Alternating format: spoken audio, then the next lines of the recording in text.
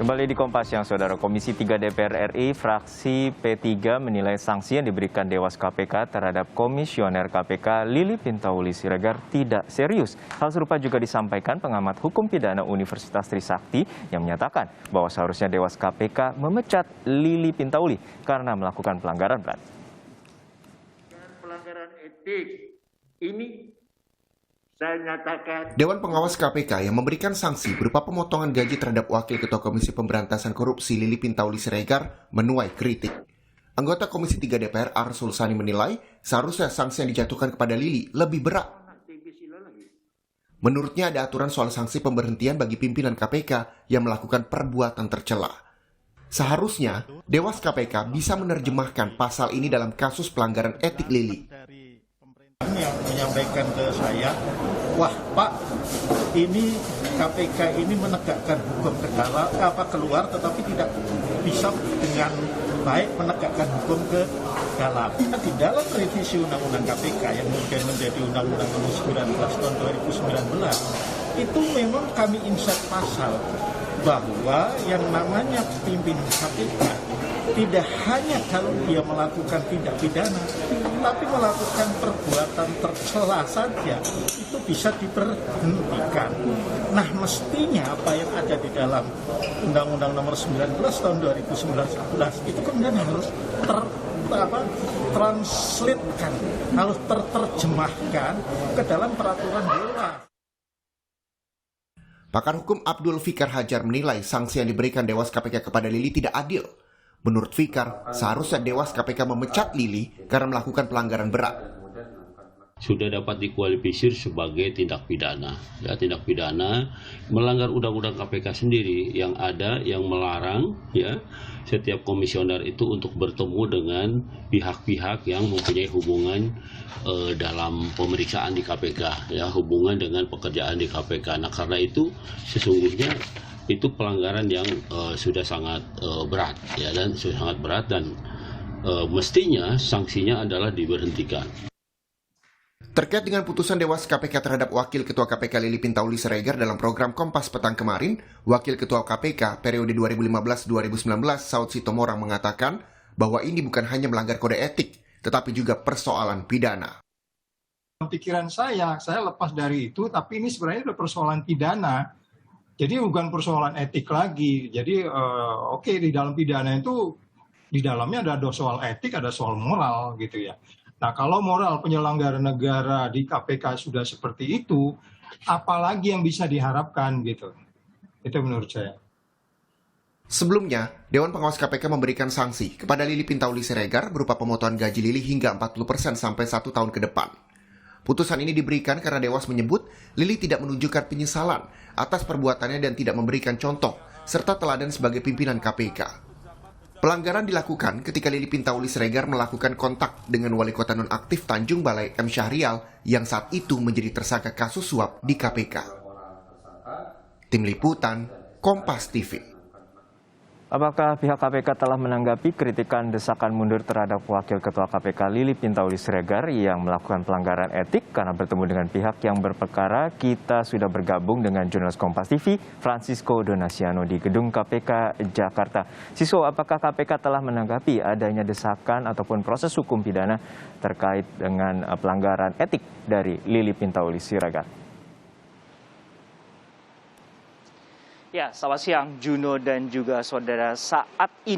Hingga saat ini, kalau perlu kami garis bawahi adalah pihak KPK masih bungkam untuk memberikan tanggapannya terkait masalah sanksi yang diberikan terhadap Wakil Ketua KPK yaitu Lili Pintauli Siregar oleh Dewan Pengawas KPK karena melanggar pasal 4 ayat 2 huruf B dan juga A karena menyalahgunakan wewenangnya dan juga berhubungan dengan seseorang yang kasusnya sedang berperkara, Juno dan juga saudara.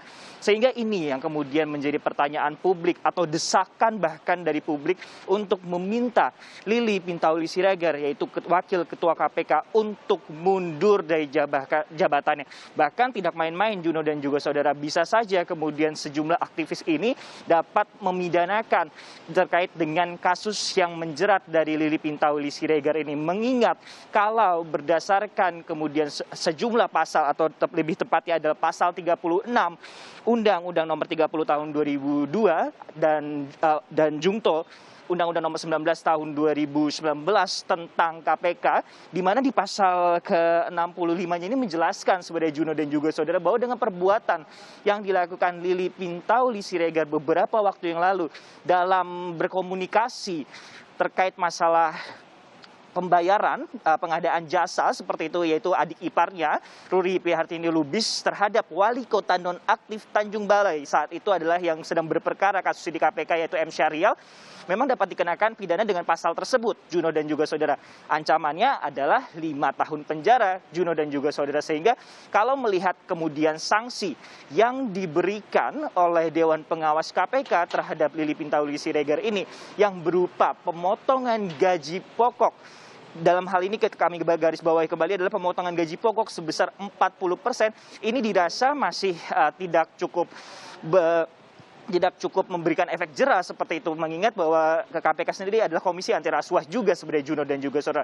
Kita melihat kalau misalnya berdasarkan kemudian hasil ketok palu bahwa Lili Pintauli Siregar ini bersalah melanggar etik dalam atau berdasarkan pasal atau 3 Peraturan Pemerintah Nomor 82 Tahun 2015, dengan pemotongan gaji pokok saja sebenarnya, Juno dan juga saudara, Lili Pintauli Siregar ini masih memperoleh tunjangan jabatan. Kalau kita melihat ada beberapa komponen, kalau kami menghitung ada 6 komponen yang tertera pada pasal tersebut juga, Juno dan juga saudara, sehingga masih dapat menerima uang atau upah kemudian yang setiap bulan ini sebesar lebih dari 100 juta rupiah. Oleh karena itu, dengan adanya desakan-desakan dan juga sanksi yang diberikan oleh Dewan Pengawas KPK terhadap Lili Pintauli Siregar ini, meminta memang masyarakat atau sejumlah aktivis pengamat korupsi yang berada di tanah air ini untuk mendesak Lili Pintauli Siregar mundur dari jabatannya. Selain bisa dipidanakan juga, mengingat bahwa ini juga bukan delik aduan murni, tapi memang sejumlah aktivis ini, seperti kalau misalnya contohnya adalah ICW, ini meminta bahwa dari pihak Dewan Pengawas KPK ini bisa melaporkan dari Lili Pintauli Siregar ini ke pihak Mabes Polri, dan juga terkait masalah rekonstruksi perkara sebenarnya yang kemudian akhirnya Wakil Ketua KPK Lili Pintauli Siregar ini dijatuhi sanksi berat oleh Dewan Pengawas KPK ini terkait masalah adalah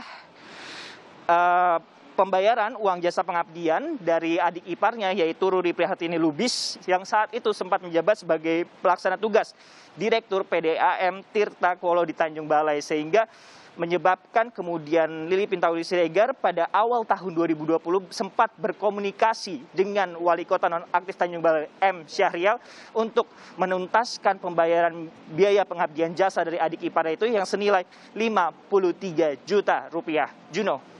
Ya betul, dengan demikian potongan gaji sebesar 40% selama 1 tahun diprediksi hanya sekitar 1,4 juta rupiah dari gaji pokok Lili Pintauli. Namun demikian seperti Anda sampaikan tadi, bahwa tunjangannya mencapai 100 juta lebih. Terima kasih rekan Francisco Donasiano dari Gedung KPK Jakarta.